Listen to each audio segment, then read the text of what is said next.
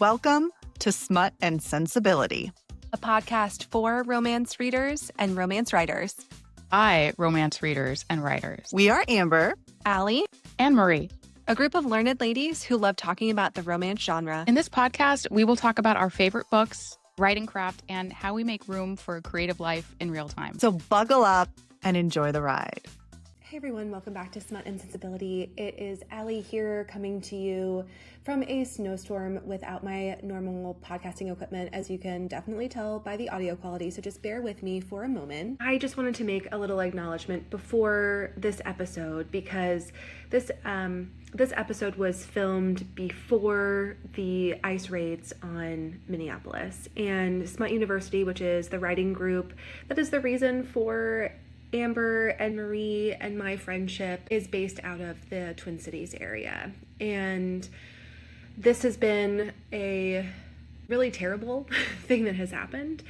And we oppose the actions of ICE, and we support our friends and neighbors no matter who they are or where they come from. We are trying to hold on to optimism, but just know that when we're talking about certain things, like this was clearly recorded before this has happened. However, we still do think that it's important to focus on joy and try to find things throughout the day that can make us feel better. And I think that when you are bearing witness to all of these things that are happening, and it's just a 24-hour news cycle of horror, you know, escapism is okay. Escapism combined with action, or escapism with the intention to act in whatever way you're able to act, is okay, because it is a marathon, it is not a sprint. And so I'm hoping that you'll take a listen to this episode. We have a fun little workshopping roundtable, and we're talking about our characters and birthdays and things like that. I hope you're able to have a good time. I hope you're able to think about your work in progress. And if you've been thinking about writing a book, 2026 sounds like it's a great year to get a little bit in your head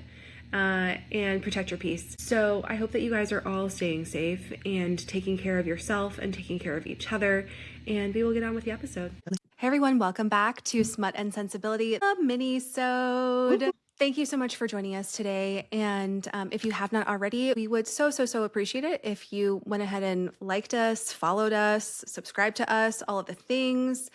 It really helps us find other people in our community, and we have so loved finding all of you so far. You can find us on Instagram, TikTok, and YouTube at Smut and Sensibility Pod. We are also on Blue Sky at smutandsensibility.bsky.social. We have a Substack under Smut and Sensibility, and you can also listen to us on Apple Podcasts and Spotify. So thank you again to everybody who has also given us a 5-star review. We see you, we appreciate you. And So yes, very much. Yes. And let's get into it, Amber. How are you doing? How's it going? You know, the big question, how's it going? That's a loaded question. It is such a loaded question. And then also, do you ever feel, depending on what environment you're in, like it's the polite thing to say, but it's like, do they really want me to answer? Or is it more like it just to say fine and good and go on, right? There's always that caveat. But this there's is like not that awkward pause of like, where you're like, do I do it? Do I unload? Do I tell you how I actually am feeling? Or am I like, good? great. And then you're like eyes twitching while you're saying great. But this isn't the place. This is where we're being honest and vulnerable. That's But no, I joke, but things have been relatively good. It's been really busy right now. When we're recording, it's Allie's birthday. So it's right after the holidays. Happy birthday, love. Thank Feliz you. cumpleaños a ti. Little birthday. That takes me back to like 6th grade Spanish class. Oh, for sure. When everyone would like sing and clap. Feliz cumpleaños. Did you do anything special today before I dive in? I know Daniel's working and you have a paper due, so like probably not partying too hard. Scout's in the corner. You can't really see him, but he's hanging out with me today. And I've just been working on actually like my essay stuff. So Passionate. I maybe waited a little bit too late to start doing it. So we cut it like a little close, but it couldn't be helped. So I've been doing that. And you know what? I don't love like a deadline because I have I have like standards for like what I want to do. And of course, you know, the carrot was dangled in front of me last time where it was like you were 2 points away from the highest score. So if you do this and this, of course you did, then you can have that. And I'm like, well, I obviously want that. So tell me more. I will dance for you. Dance, Allie, dance. Exactly. You know what I just thought of, like in my mind, and it was like really dark. I thought of that scene in Princess of Blood with the iron shoes, and I was like, oh no, I don't want to dance like that. No, we don't. See, No. Sarah, if you're listening or around, this is haunting us months later. I know, it really is. But yeah, so I don't love like a deadline, and I would like a little bit more time to do it, to kind of zhuzh it and make it how I want to. But the active research I really enjoy, and what I'm reading about and what I'm writing about, I think is personally really interesting. So just kind of really appreciating the luxury of being like, I have time to sit and think and read. And like, that is such a privilege and such a gift. So, you know, I'm just falling down research rabbit holes, which is probably one of my top 5 favorite activities ever. I was just going to say, even though most people are like, oh, that sounds like an awful birthday, honestly, you left alone to just snuggle and do your thing is like perfect. Yeah. And some time. And we're doing like, I'm doing some stuff later in the month with like my book club that I'm kind of counting as a little bit of my celebration. We're doing like a Bridgerton watch day for when it comes out. That's so fun. Yeah. So like there's stuff that's coming out later in the month. I'm going to England in January. So I kind of feel like my birthday is sort of a little bit of like a rest and blip. And then I have like some exciting fun stuff that I'm kind of in the looking spirit of my forward birthday going forward into. Yes. I love this. Hang on one. You have these bigger things at the end of January, which is fun. It's like a reward to really like get the stuff done that you need to get done for your course, for work, and podcast, and then celebrate. Yeah. And if I'm being honest, like I'm going into those activities with the spirit of it's my birthday and I'm going to have a really good time. And I'm going to treat myself. I'm going to party like it's my birthday. Gonna sip a Bacardi like it's my birthday. That's right. So yeah, but I would say things are going good. Writing, I think, is going good. One of the things I think we had talked about in our last mini-sode was consistency and small, measurable goals. Those damn SMART goals.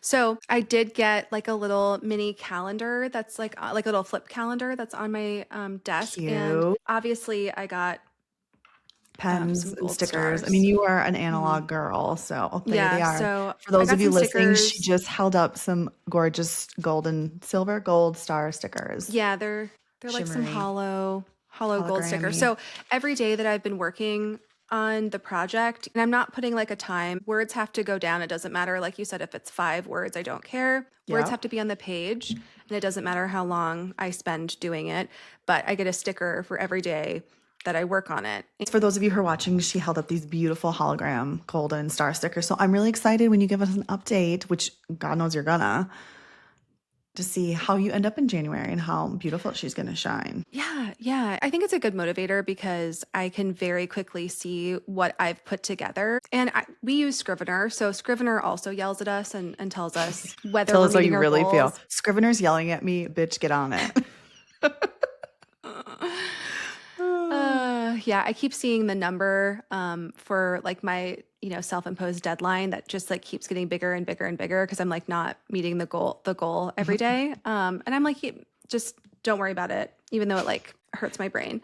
But consistency is what we're trying to build back because I would so much rather be able to just like zip into my story and like write a good little paragraph or a good chunk and know exactly where I'm going the next time that I sit down versus having like so long in between, right? Yeah. Versus having like 2.5 hours or all day even, but I haven't written anything in 3 weeks. So I feel like I'm not efficient in using that time and in kind of going back from some of the stuff for when I was starting this train last week or the other week. I'm like, ooh, yeah, but we just had to get the uglies out. So get the uglies out. And again, holidays are busy. Yeah, speaking of that, so I was really grateful for a lot of friends and family that came to us this year with Patrick being gone, which made things so much easier. We're in our own house. I don't have to travel far with a toddler and a dog. But can I say something a little controversial? Yes, please. I'm glad they're over. And I've never really felt that way. With Patrick being gone, it was really hard emotionally this time of year, which I'm sure is no surprise to anybody who knows me or listening, right? I know we still have a long way to go before he comes home, but I feel like this is a big milestone that like it's kind of almost close to halfway, but like the first part is really hard. And then like a lot of the big holidays are now out of the way. So I just feel like a big milestone. Like I deserve a gold star. Like we did it. So it's not like I'm a Scrooge. We had fun. We put up the tree. We did all the things and that was so lovely. I know, but yeah, I kind of am glad that like you did it. You did. We did it. And they're behind us. You absolutely did. And the next holiday, he'll be here. And then it won't be so buggy at time. Lachlan did so good, though. Kids are resilient, right? It was just more me on the side at times, just being a little sad. But yeah, so I'm doing good. I'm excited for 2026. Yeah. And our goals and just kind of feeling really hopeful and optimistic, even amidst all the shit. I'm not going to fight it. A part of me is like, how are you feeling this way? Don't fight it. I know. Dive head in. Sorry. I know. That's what I was thinking. Scout agrees with me. He's like, I need to shout a hell yeah to Amber. And she has a very good, see? My boy knows. No. Allie's like, no, sir. No, thank you. No, thank you. He's such a beautiful bubba. He is a beautiful bubba. But yeah, no, I'm so proud of you. I know that this was really hard and you guys have a lot of like memories and stuff. And I think the holidays, as much as like they can be a really joyful time, like they can also be really fraught for people, whether, you know, based on certain family dynamics, people aren't there to do anymore. There's a lot to do. It can bring up some not so good stuff. And I think that, you know, we always have to like remember that too. And I'm proud of you. And yes, you did it. It's over. And I think that just anticipation of like, how is Lachlan going to do? Like, you know, I think there was a lot of like emotional burden of like, what's going to happen? How is he going to react to this? And kind of like having to anticipate how you were going to manage his emotions. Yeah. You know, and that's a lot of work in addition to like all of the gyrations of the holiday season. And yeah, like you said, it's over now. It's over now. We're officially in single digit month countdown. Yeah. So that feels good. Really good. That feels really good. Yeah. So we're doing it, you guys. It's 2026. We'll be interested in the comments. You should let us know. How are you feeling going into the new year? What are your goals, aspirations? Or are you having the same feeling like I will get there, but like we made it? It's over. Yeah. 2025 was a big year on all fronts. It was a doozy. It was a doozy. Yeah. Yeah. And I think, you know, this time last year, I really felt like very aware of like what was about to happen. And then things even were so much worse beyond like, you know, what was fathomable, it felt like. And so it kind of felt like a slow walk to the gallows last fall and then in January.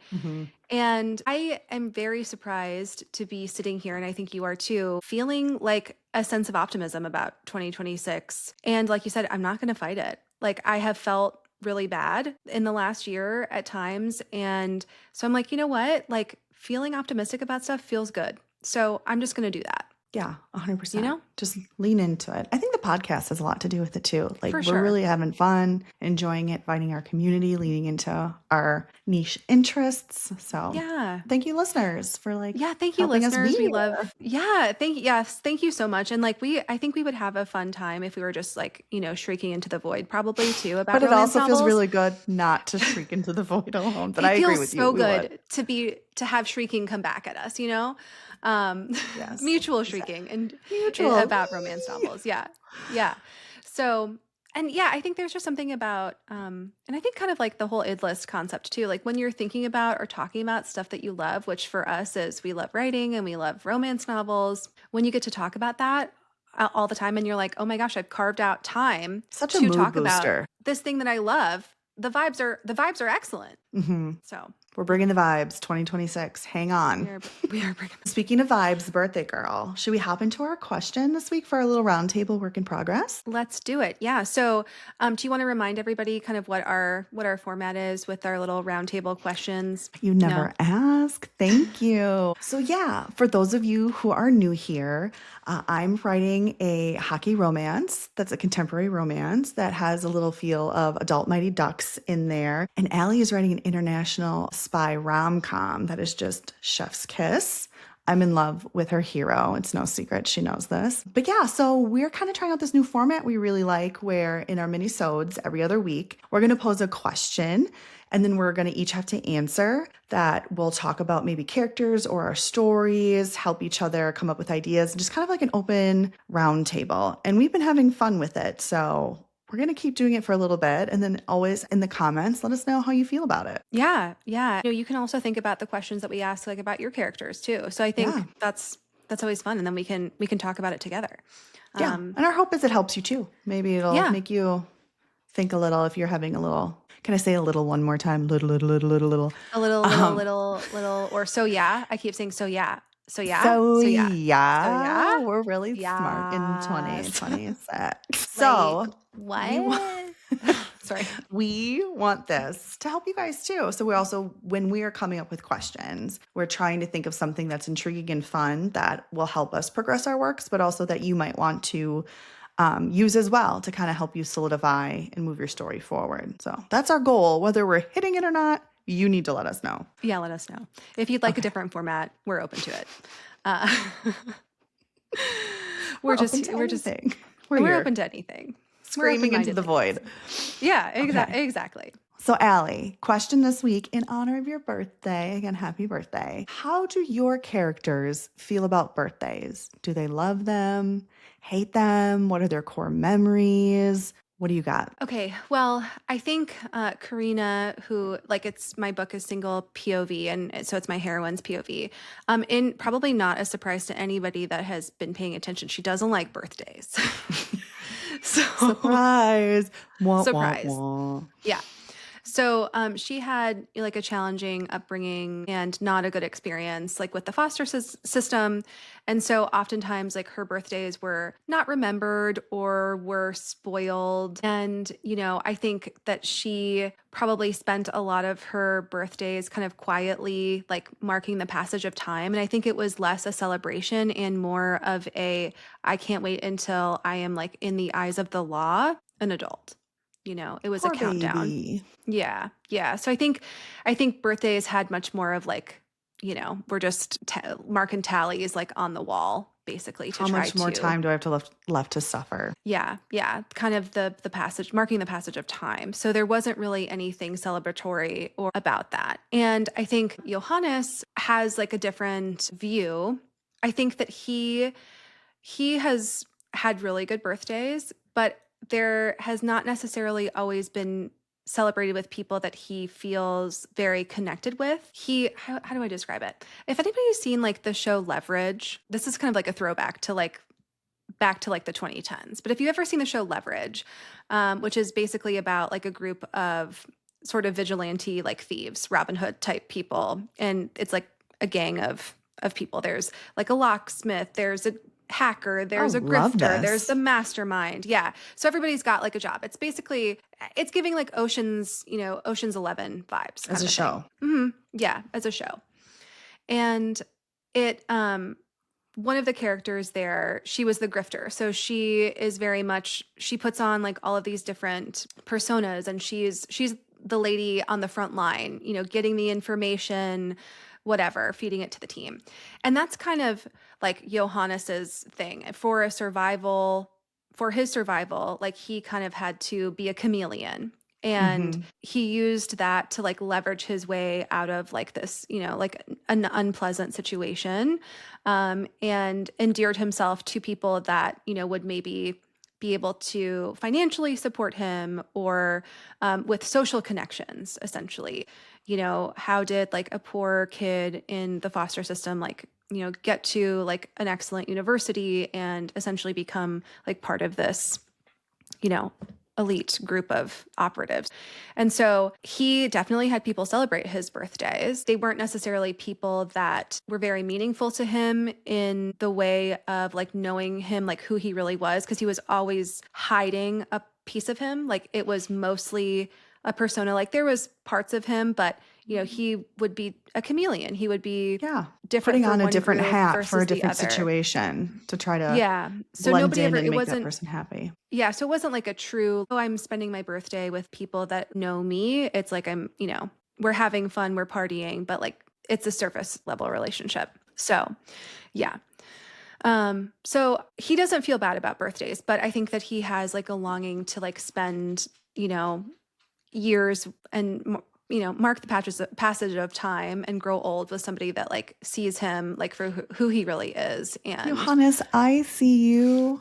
yeah. So I think that's his thing, like about birthdays. I love that the dichotomy in your story between these two, that they started in very similar situations and their ending or where they are at their jobs right now are also very similar vocations, right? Because they work together, but they responded very differently. Like even the birthdays, for example, right? Like one still celebrated guardedly, but used it to his advantage as a survival tool and mechanism, where Karina, on the other hand, rightfully so, was like, I don't want another reminder that I don't have people and loved ones in my life looking out for me and that I'm not an adult and I have to still be in this situation. So just goes to show you that, past experiences mold people and people respond in different ways. And that's kind of the fun part about writing stories and just meeting people in real life too. For sure. Yeah. And I wanted them to kind of have a similar upbringing, but have reacted to it like very differently, still with their wounds and their scars and whatever, but have them be different.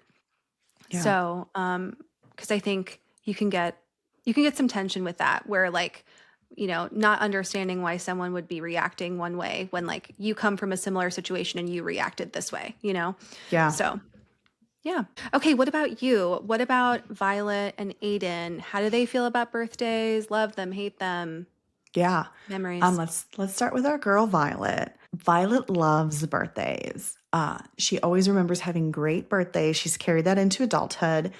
Even when many adults, even though they have no reason, like your characters actually do to hate birthdays, they kind of like lose the joy associated with birthdays. Like, I don't know if why do you think this is, Allie? Do you think it's because as we get older, it's not like cool or acceptable to do like a big birthday party as an adult? Or they don't like the idea of aging? When I was thinking of this question, I was kind of like, yeah, there are definitely, I think, a lot of adults that either don't like to celebrate birthdays or kind of like, it's just another day, where like when they were 10 or 12, I mean, I get that there's some whimsy with childhood and you have presents and stuff, but you have adult money now. You could do that times 10. You could do it real nice. You could do that real nice. You have no mom being like, no, you can have the chocolate cake because last time you puked it everywhere or whatever it is. So that was kind of just a side note that like, do you feel that way too? Like thinking about adults kind of celebrating birthdays and the people in your life? I'm not like the type of person that like, oh, it's my birth month, celebrate me all month. Like that's not really my vibe. You are. It kind of is like a day. I do like to, do special stuff. But yeah, I do think there is something about getting older. And I think some people feel weird about that. I think, I think aging in general, depending on who you are, society has, different expectations for you.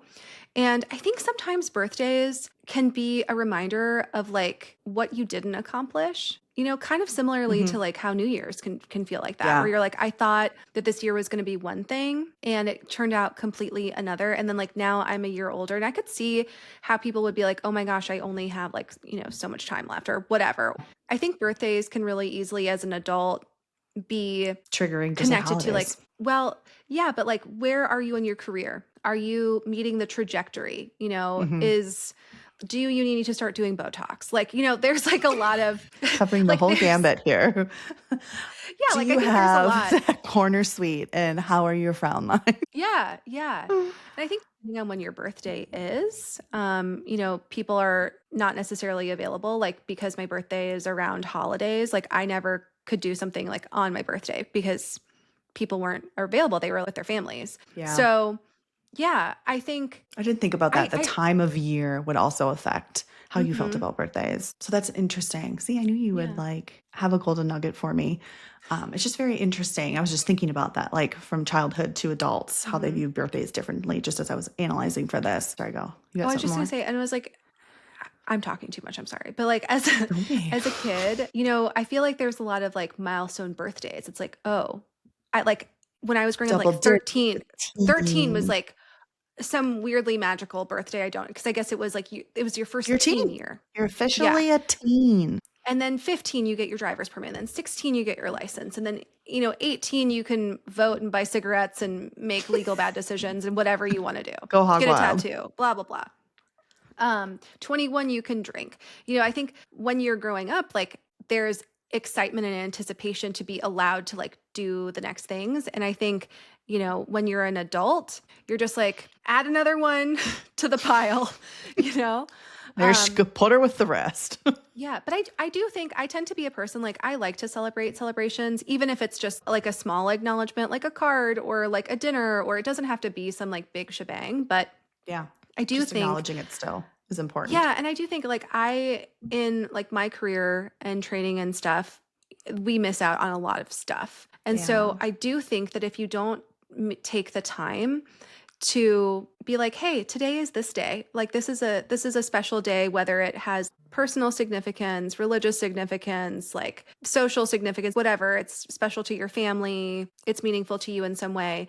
If you don't point that out, like those are like the little glimmers like in the year that like make things special. When you look back on it, it's like, oh, we had this like special moment, because otherwise it's really easy to get swept away, I think, and just have the monotony of everyday life. The same. Yeah. And then it doesn't become about like you. It becomes about, work and family and like all of these external things. The daily grind and everything else. The daily grind. Hashtag daily grind. Hashtag girl boss. So Violet is one of maybe more of the rares we talked about that into adulthood. She still really enjoys birthday, but I also think that is tied to she's had so many great core memories as a child with her parents in town, kid birthdays, that she loves it. And so into adulthood, even if people are like, oh, it's not a big deal, she still makes a habit of it. And then the people in her lives, she will try to make it very special for them. I mean, if they really don't want to, but a lot of times if you surprise someone or do something, they're not going to be like upset with it. Typically, as long as you make the surprise tailored to the person, right? If someone, doesn't like big scenes, you're not going to, a surprise party in a rooftop bar, right? So it still needs to be tailored. But I digress. But anyway, so she loves birthdays. Amber is a thoughtful gift giver and party planner, as you can tell. I try to be. We'll see. You are. But yeah, so she her little pet peeve is she doesn't like hate it, but she's kind of like, oh, you don't tell you're another one of those that doesn't celebrate your birthday. So as long as she has a close enough relationship with them, she tries to like bring back that magic a little bit. So that's kind of fun about her. And then Aiden, on the flip side, is the opposite. He like truly thinks he hates birthdays. He kind of likes to pretend it's not happening. He doesn't like to tell people his birthday. He hates it if people know when his birthday is and they find out. Kind of thinks it's frivolous, I think, and something maybe children should celebrate or sometimes do. And he kind of tries to portray it as, if you need something throughout the year, you're going to buy it for yourself. Like, we have adult money. I'm an adult. We're all functioning. Like, you don't need to wait for your birthday. You don't need to make everyone try to surprise you with a gift that they don't know you well enough. And then you don't really like the gift. You have to pretend to like it. And then it's like cluttering your home. Like, it's very pragmatic, kind of like a very black and white sad approach to like what we just talked about the whimsy of birthdays. But I love whimsy. I do too. But the real reason for this is deep down, Aiden doesn't necessarily realize this yet, but birthdays have always been a letdown for Aiden. He comes from privilege and money, and his parents' marriage wasn't very good. And in particular, his father is overbearing and not a very nice man, period. So birthdays, even from a very young age, were about him being seen and not heard for a brief period, usually for like a pretentious little birthday party that didn't even have the cake he liked. It was like, some fancy creme brulee that he probably didn't even get to eat because he was sent away so the adults could do their thing. His mother usually made sure to do a little surprise for him, even if it was in secret, like a funfetti cupcake that would never be seen at the formal brunch. So that's lovely. But once she passed away when he was younger, that definitely went away. And his father only got worse when his mother died. His expectations of his two sons to act like proper gentlemen, and his strict opinion and expectations on them only went higher, and how they're perceived in society is what's most important. Part of it is because that was ingrained in him and, tied to his mom being gone and that memory. Yeah. And poor Aiden, but I think it fits him. Like, he hates the birthday. Does. And I think you're kind of touching on like that concept of, and you'd mentioned this earlier, but some of these like celebrations, and I think weddings kind of fall into this category too, is like some of these things can easily be about other people and like not the person that you're trying to celebrate. And that can like, that's like one of those moments where like you can be like, I'm like in a room full of people, but like I feel really alone because like no one is seeing me. Nobody honored my wishes or like what I would enjoy or considered me or whatever, you know? And so it sounds like that, like Aiden's dad very much was like, this is a party for appearances and it's really about me and my friends and like the salmon puffs that I want to pass, you know, for your 11-year-old birthday party. Yeah. Yeah. Sweet. Yeah. Thanks, Dad. Exactly. Yeah. How do you feel about birthdays? I'm more like Violet, so maybe that's a little fun nugget that I'm putting in my own character. But I really like birthdays. I think aging is a privilege. Not everybody gets to, and I'm not saying there aren't hard things about aging, right? Like as we experience things, as time goes on, even our bodies, there can be aches and pains or we experience things. So I'm not trying to mitigate the fact that aging can be hard. I'm just saying that aging is a privilege and we have one life to live. So I always try to take the perspective of having another birthday is exciting. Like we did it another year and we have 365 days a year. I know. You get one day for you. We need to like acknowledge that and celebrate it and do something fun. So I kind of guess a little bit like Violet, like to be a thoughtful gift giver or kind of like nudge. Like, again, we don't have to do something big, but like we're doing something. You aren't going to like sit in the corner and be like another day. Yeah, no, I think that's a great take. It really is such a privilege to get older. And I think to get wiser too. Yeah.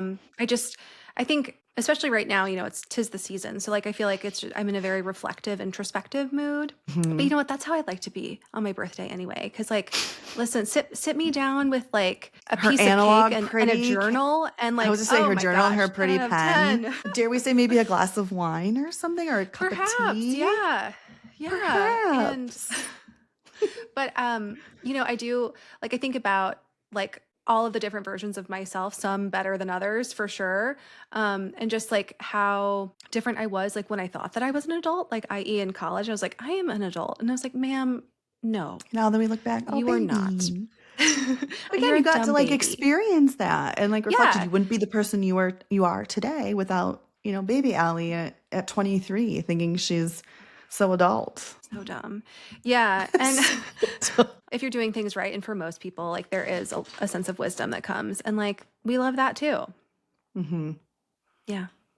This was a fun question. This was, yeah. And on your birthday.